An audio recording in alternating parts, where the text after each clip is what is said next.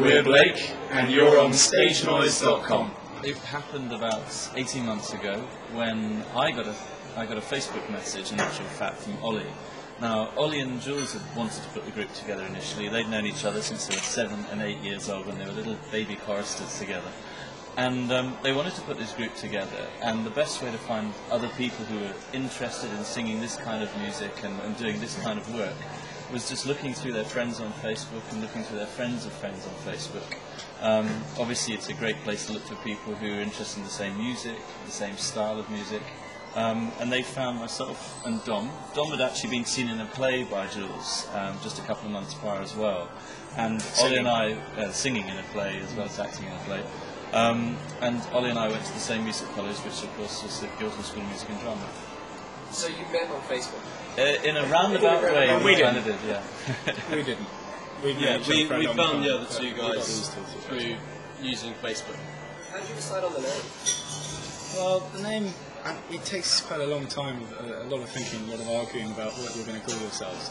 Because we didn't really think about it at the beginning. We didn't know we were going to go and become a sort of essentially a classical boy band, man band, whatever. We just thought we'd be a group and do weddings and funerals and things like that. At the moment we suddenly got a signing after 48 hours of knowing each other. We had to come up with something. So of course we were all thinking about sort of romantic English names and poets and composers and everything else. And Blake sprang up because he was in the papers a lot that year. It was the 250th anniversary of his death, his birth. Basically, we thought he culminated what we are, and we liked him. Now, I hear you guys have attracted some celebrity fans along the lines of Keira Knightley, Mick Jagger. Is it a little bit surreal? We didn't try to, it's just they insisted. They just kept hanging on all the time and phoning us and calling us. It's been a real pain. The Keira Knightley was bizarre because in a very early rehearsal session we had, she happened to be recording some voiceovers in the same studios, and she came into the room by accident and kind of muttered a mild expletive and said, "Oh, actually, this is really good music, and well done, guys." And we were like, it took us about 5 minutes to actually reel our tongues back into our mouths and realise who we'd actually just seen. And from there onwards, we just seemed to, for some reason, just meet very interesting people who like what we do. Big highlight was when Shirley Bassey got in touch with us. What was it like to perform at her birthday? Yeah, well, because she'd seen us on TV and she kind of hinted to a friend of hers that she quite liked us. So her friend got in touch with us and said, "Would you come and sing Happy Birthday as a surprise to Shirley at her birthday?" So we said, "Yeah." So we went down and came onto the stage and sang Happy Birthday.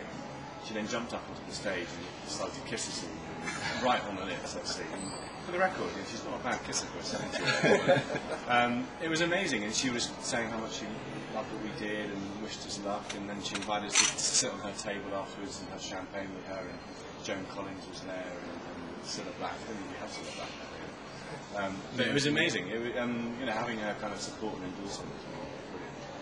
Well, obviously you've got some fans. As musicians, though, who are some of your idols?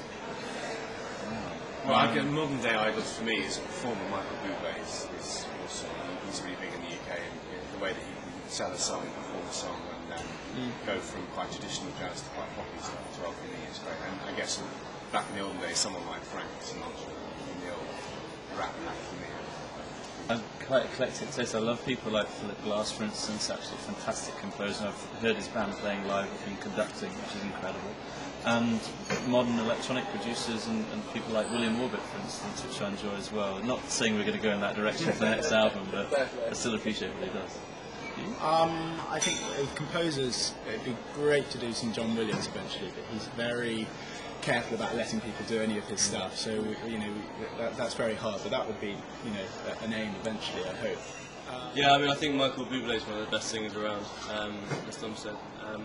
And actually just old bands like Fleetwood Mac and Dire Straits, they haven't influenced us really at all, but they're just, incredible kind of acts.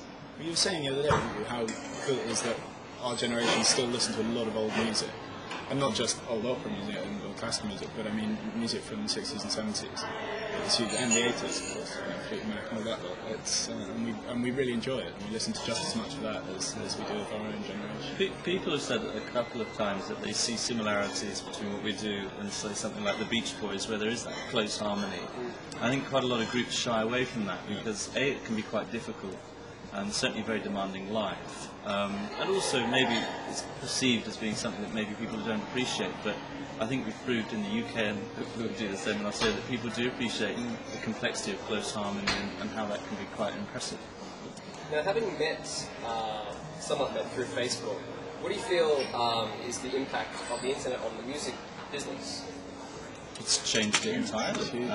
It's taken it from, I mean, there are some logical steps of how, when we went from cassettes to CDs to MP3s, but I think that much as the medium of getting music has changed, I think the way that people perceive music has changed massively as well. It's not something that you own physically anymore, it's something that kind of swirls around us in the ether of the internet.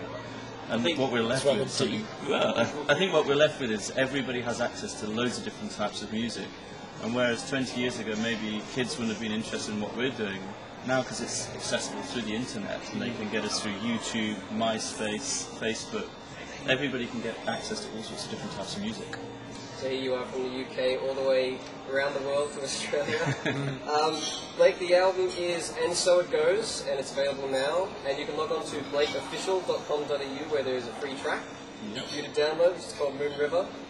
Thank you very much for your time. Thank you. Thanks for having us.